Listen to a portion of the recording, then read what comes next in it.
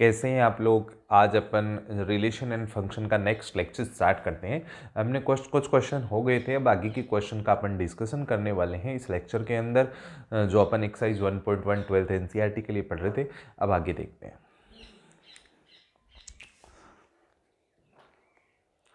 Question number 9 अपना है, question number 9 है। उसके अंदर अपने को ए कोई सेट दे रखा है, वो उसका एलिमेंट जो है वो जेड में बिलोंग कर रहा है, और कंडीशन है कि जो x है वो 0 से लेके 12 तक है, इक्वल भी लिखा हुआ है। अब उसके बाद में उसने फर्स्ट कंडीशन में बोला है, फर्स्ट क्वेश्चन है उसका r equals to a comma b और such that a minus B equals to is multiple of 4, is multiple का मतलब होता है गुणज ऑफ 4, मतलब वो 4 का गुणज है। जैसे ऐसे बोलें कि 8 है, 8 को ऐसे लिख सकते हैं 4 इंटू 2, तो इसके अंदर 4 गुणा मेरा मल्टीपल है 8 4 का। तो ऐसे 12 को क्या लिख सकते हैं 4 इंटू 3, तो 12 भी क्या है 4 का मल्टीपल है। तो ये जो चीज़ें हैं अपन इसके अंदर डिस्कस करने वाले हैं। सबसे पहले अपने को ये पता होना चाहिए, जीरो जीरो को भी अपन लिख सकते हैं 4 इंटू 0, इसका मतलब 0 भी 4 का मल्टीपल होता है, गुणज होता है। तो इसके लिए अपन सारी चीज़ें देखते हैं। पहले तो अपन इसका रिलेशन बनाते हैं।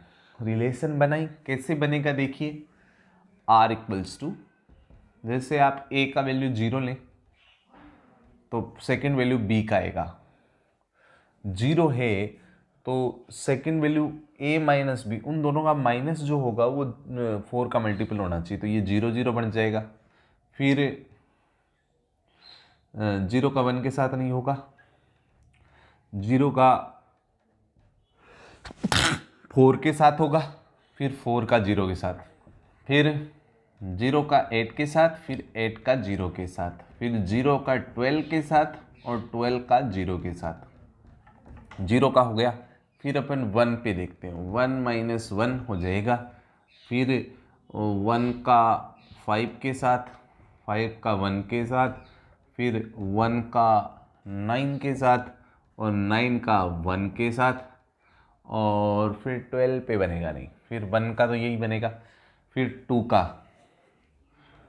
2 के साथ, फिर 2 का 6 के साथ, फिर 2 का 10 के साथ, और इसके उल्टे भी लिख दो 6 2 और 10 6 10 2, फिर 3 का 3 के साथ में, फिर 3 का जो होगा वो अपना जैसे 3 और 9, 3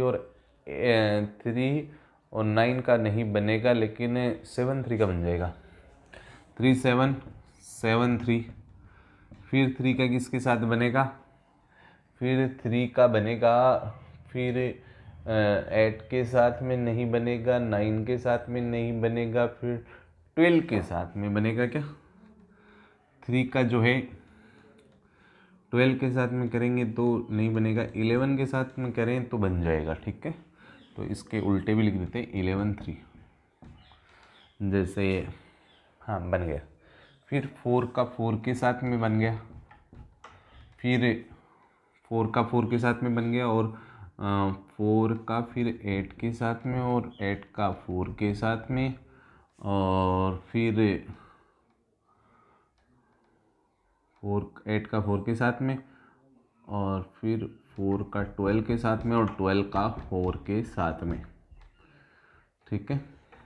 और बनेंगे, फिर 5 का बनाते, 5 का 5 के साथ में, फिर 5 का बनेगा जो है 5 का 1 के साथ में, तो बन गया। और 5 का किसके साथ में बनेगा, 5 का अपना जो है 5 अगर लेते हैं तो अगला जो डिजिट लेंगे अपन, अगर 9 ले लें, 9 और 9 5, ठीक है, इनका डिफरेंस 4 आ रहा है। फिर 5 का 12 के साथ करेंगे तो 7 नहीं बनेगा। फिर 6 का 6 के साथ में हो गया, फिर 6 का जो है वो बनेगा 10 के साथ में और 10 का 6 के साथ में, फिर और कोई नहीं बनेगा। फिर 7 का 7 से बन जाएगा और 7 डिफरेंस 4 या 4 का मल्टीपल आना चाहिए। जो इन दोनों का डिफरेंस करोगे तो उसमें 4 का डिवाइड होना चाहिए।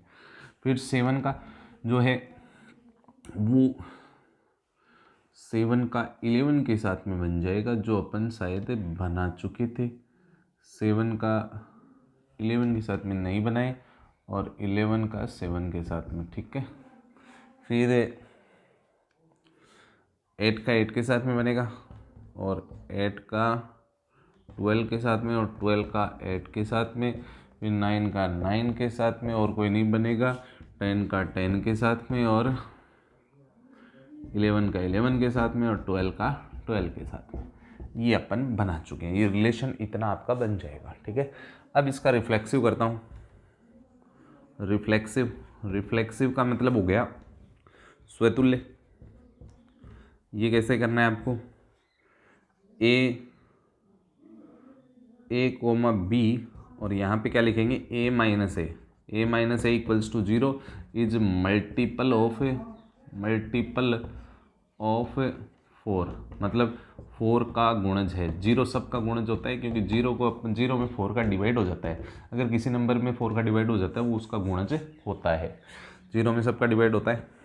फिर ये बन गया और for every A belongs to set A से लिया है, तो ये आपके सारे बन रहे हैं 0 0 0 0 1 1 भी 2 2 भी 3 3 सारे बन रहे हैं। इसका मतलब ये अपना हो गया है। तो इसका मतलब क्या लिख देंगे, आर इज रिफ्लेक्सिव का मतलब स्वतुल्य, स्वतुल्य है, आर स्वतुल्य, ये आप लिख देंगे। फिर सिमेट्रिक में आ जाते हैं। सिमेट्रिक का मतलब होता है सममित। इसके अंदर क्या चर्चा करेंगे, इसके अंदर वही ए बी का मतलब A minus B is multiple of 4, 4 का गुणा, जो हिंदी में भी लिख सकते हैं आप। अब इसमें से माइनस कॉमन ले लिया तो b प्लस का a माइनस का, और मोड के कारण ये माइनस हट गया तो b माइनस ए, मतलब a minus B minus C के इक्वल हो गया, मतलब a minus B equals to b minus A हो गया। इसका मतलब इज मल्टीपल ऑफ 4 हो गया, इज मल्टीपल ऑफ 4, 4 का गुणज हो गया। अब यहाँ पे क्या लिखेंगे आप, इसको बी ए लिख देंगे, ठीक है। अब यहाँ से क्या हो गया, यहाँ के लिख देते हैं ए बी अगर रिलेशन में बिलोंग कर रहा है तो बी ए भी क्या है, यहाँ आपने नहीं लिखा, इसमें भी लिख दें कि ए बी जो है वो रिलेशन में ए बिलोंग कर रहा है ना। इसमें आप ए बी रिलेशन में बिलोंग कर रहा है तो बी ए भी रिलेशन में बिलोंग करेगा। और फॉर एवरी ए बी आपके सेट ए से लिखे हैं, जैसे 8 4 आ रहा है तो उसका उल्टा 4 8 भी प्रेजेंट है एक सेट। तो इसका मतलब R is symmetric, R symmetric है, आर सब संक्रामक है। अब इसका ट्रांजिटिव आप सीधा ही कर लें, ट्रांजिटिव को सीधा ही दिखाते हैं आप। जैसे आप क्या देखें, A B belongs to R है, B A belongs to R है, बी सी, तो ए सी बिलोंग्स टू क्या आना चाहिए, आर आना चाहिए। और ए बी सी जो है आपके वो कहाँ से उठाने हैं, सेट से उठाने हैं। अब देखो, जैसे आप कोई भी ले लें एलिमेंट, देखिए एलिमेंट लेते हैं, जैसे मैं कुछ भी ले लूँ यहाँ से, जैसे 0 4 ले लिया, फिर 4 का किससे आया, जैसे अपन 1 2 तो नहीं बनेगा, जैसे 2 6 ले लें, 2 6 ले लिया, 2 6 बिलोंग्स टू आर है।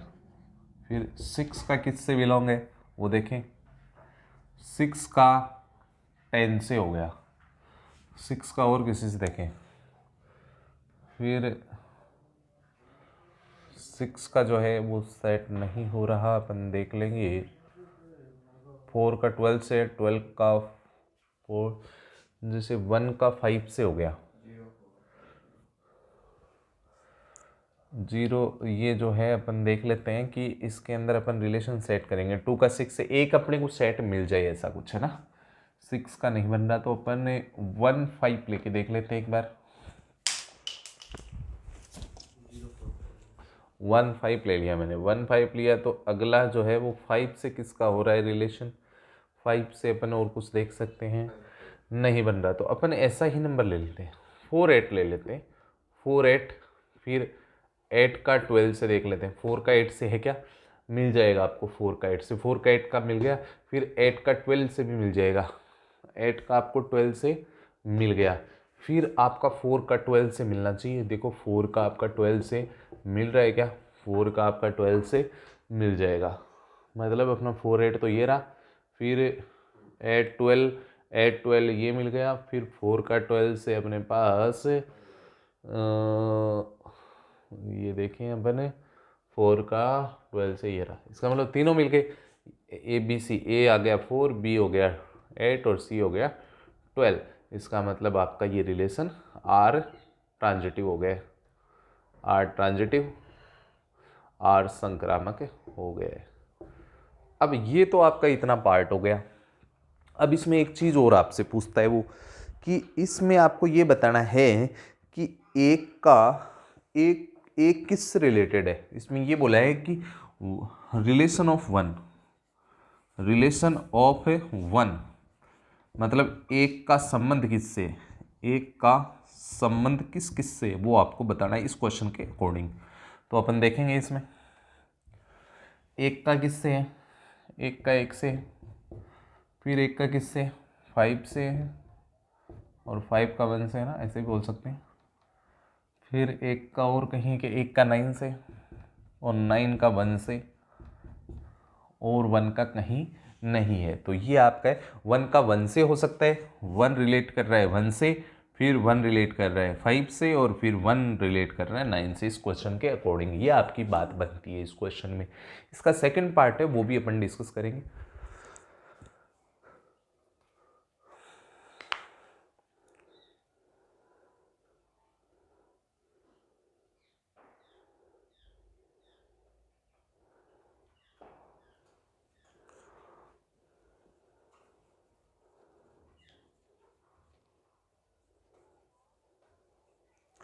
मैं उम्मीद करता हूँ आपने नोट डाउन कर लिया होगा, अपन अगली बात पे चर्चा करते हैं।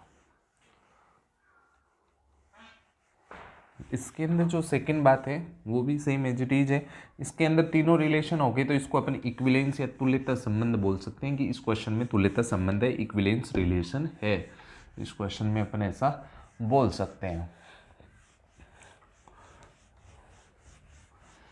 ठीक है, ये आपका फर्स्ट पार्ट इक्विलेंस रिलेशन में आ चुका है, तुल्यता संबंध है इसमें। अब जो है मैं अगले क्वेश्चन पे चर्चा करता हूँ, उसमें सीधा सिंपली है R equals to A comma B और such that A equals to B.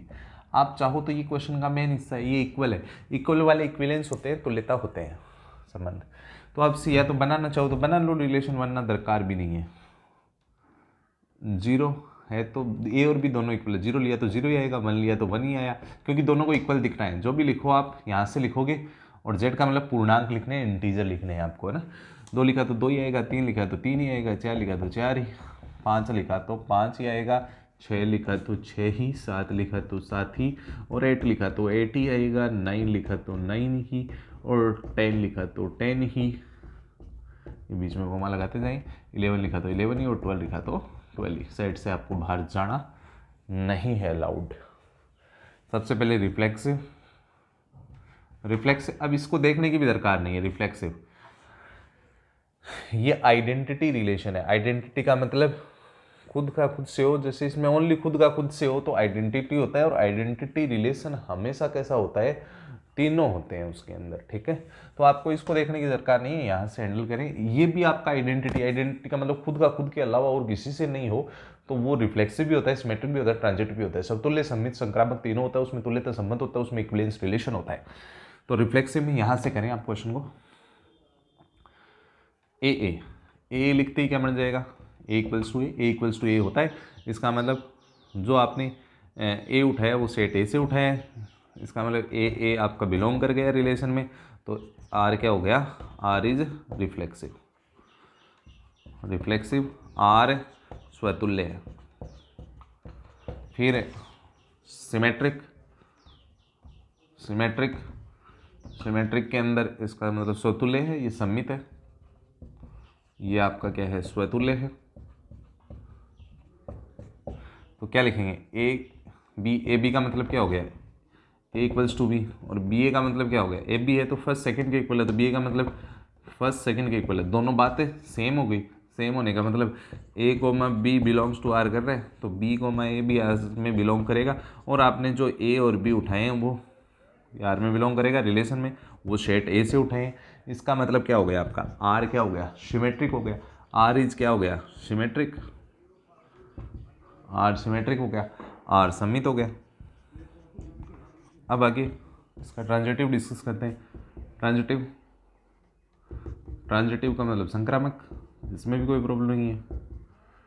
A B का मतलब ए इक्वल्स टू बी है, ए इक्वल्स टू बी। फिर बी सी का मतलब बी इक्वल्स टू सी, तो बी का वैल्यू यहाँ रख दो, बी का वैल्यू यहाँ रखेंगे सी, बी की जगह सी रख देंगे, तो ए इक्वल्स टू सी बन गया, और वो ए सी के लिए कंडीशन आ गई, ये अपनी बात प्रूव होगी। प्रूव होने का मतलब ए बी बिलोंग कर रहा है, बी सी कर रहा है आपका, बी सी भी कर रहा है, तो इन दोनों से ना अपन ने सोल्व करके एस सी को भी बिलोंग करवा दिया। या ऐसे देखें, ये ए बी के इक्वल है और ये बी सी के इक्वल है, तो ए और सी भी तो इक्वल हो गए, ए और सी है ना, तो इसका मतलब ए बी और सी जो है वो ए में बिलोंग करेंगे, तो आर क्या हो गया, आर इज ट्रांजिटिव, आर संक्रामक है, आर संक्रामक हो गया। अब देखो एक बात और करते हैं कि अगर तीनों हो जाते हैं तो उसमें इक्विलेंस होता है, इक्विलेंस रिलेशन है। इक्विलेंस का मतलब तुल्यता संबंध है, इक्विलेंस रिलेशन है।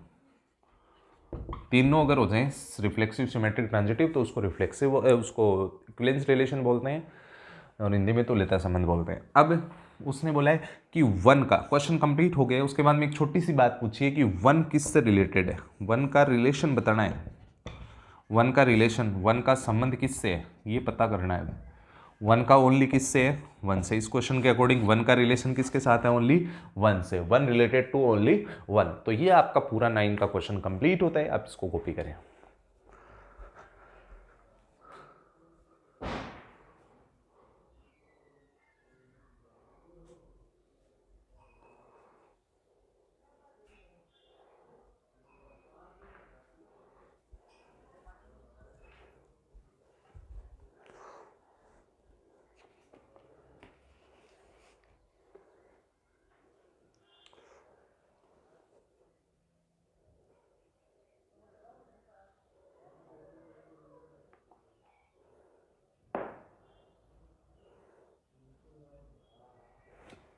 आगे करें, क्वेश्चन नंबर 10 को डिस्कस करते हैं।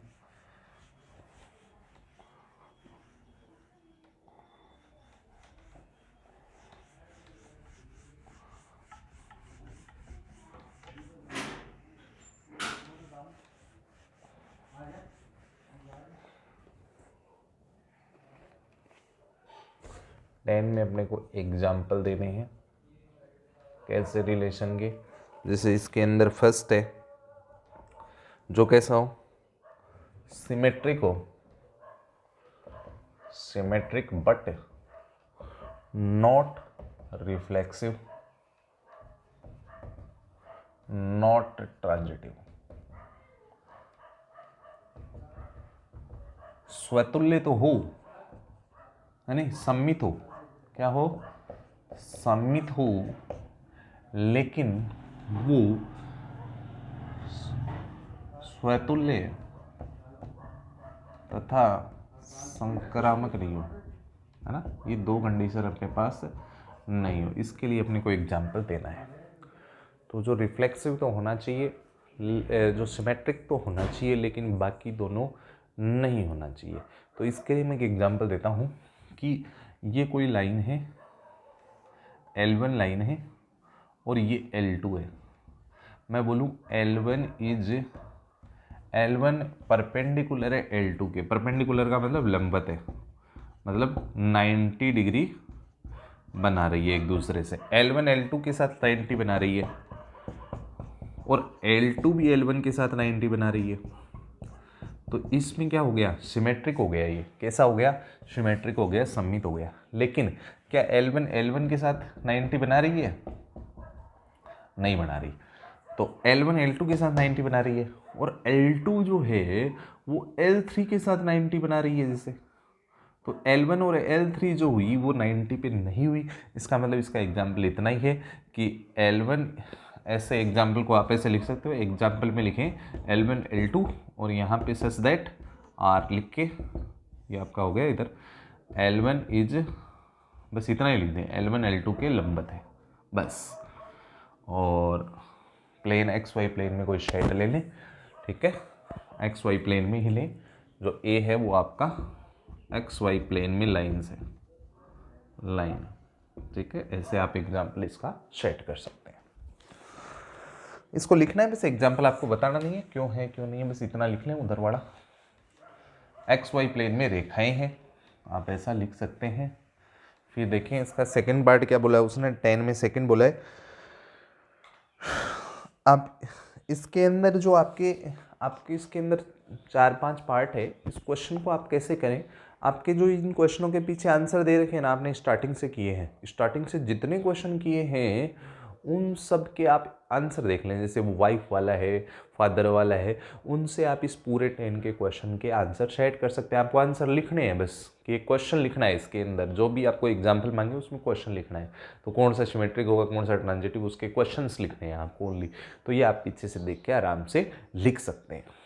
जैसे मैंने एक बना के बताया, आप और भी बना सकते हैं, बहुत सारे कितने भी एग्जाम्पल्स हो सकते हैं।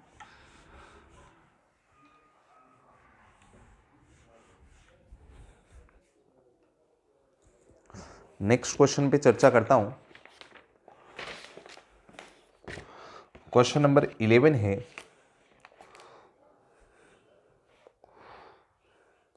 क्वेश्चन नंबर 11 जो है वो है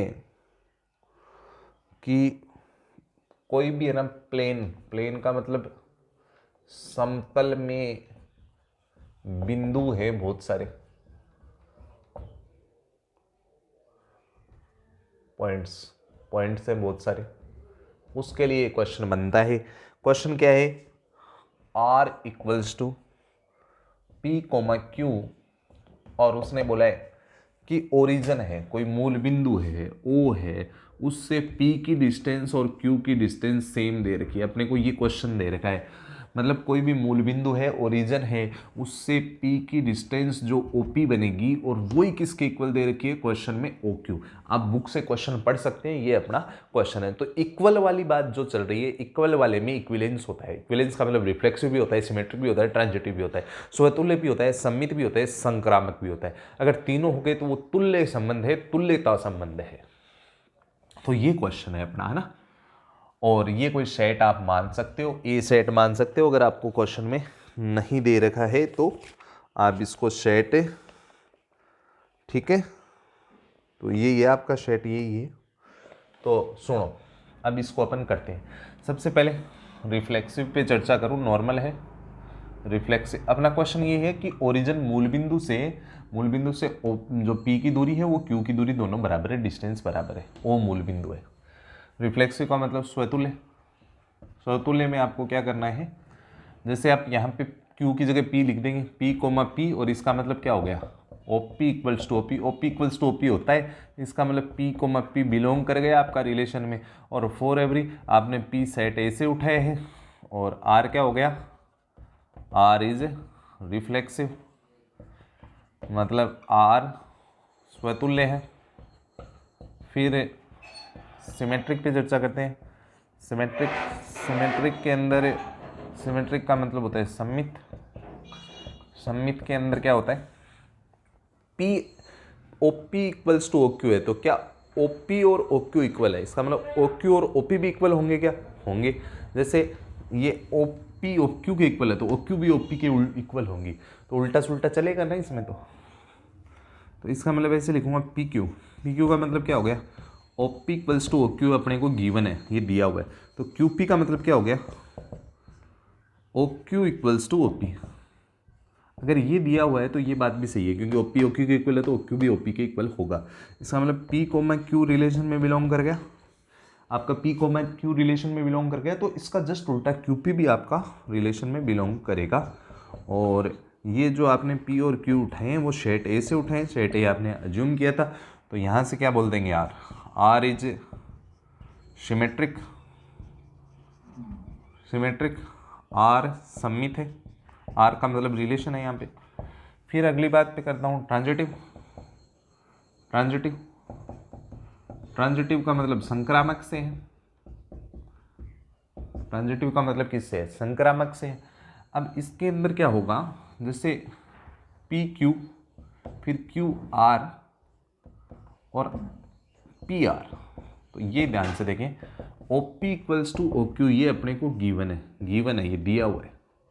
फिर अज्यूम करेंगे, अज्यूम का मतलब मानेंगे ओ पी ओ क्यू के इक्वल है, और ओ क्यू के इक्वल में ओ आर मान लेता हूँ, वो यही है आपका, ओ क्यू और ओ आर भी इक्वल है, तो क्या ये जैसे ये 5 की, ये 5 की है, और ये इसके इक्वल है, तो ये 5 की, तो ये भी 5 की होगी, तो ये दोनों भी इक्वल हो जाएंगी।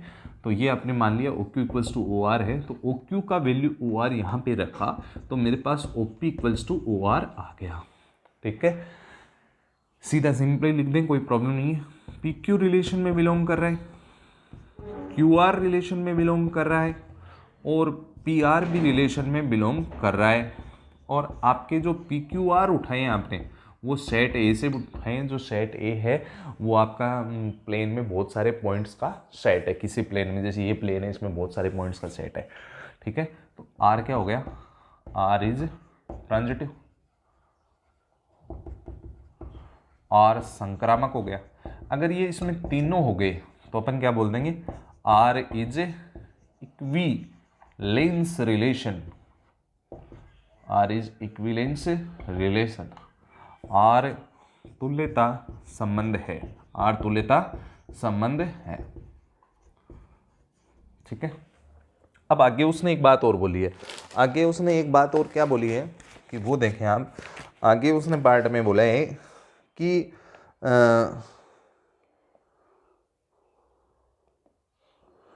ठीक है, अपने को ये भी बताना है कि अगर ऐसे है ना, ये बहुत सारे आप और बनाते जाएं, और पॉइंट बनाते जाएं, और ये डिस्टेंस इक्वल हो, तो ये जो डायग्राम बनेगा वो क्या बनेगा, वृत्त बनेगा, वृत्त बनेगा। मतलब जो है ये ओ है, इसके कोऑर्डिनेट 0 0 हैं, तो ऐसे ये इससे जो बन रहा है, तो ये OP जो है, OQ है, ये OR है, ये रेडियस का काम करेगी, जैसे OP है वो R का त्रिज्या का काम करेगी, और किसका निर्माण हो जाएगा, वृत्त का हो जाएगा, सर्कल बनेगा। इसका आंसर क्या हो जाएगा, सर्कल बनेगा इस रिलेशन के अकॉर्डिंग।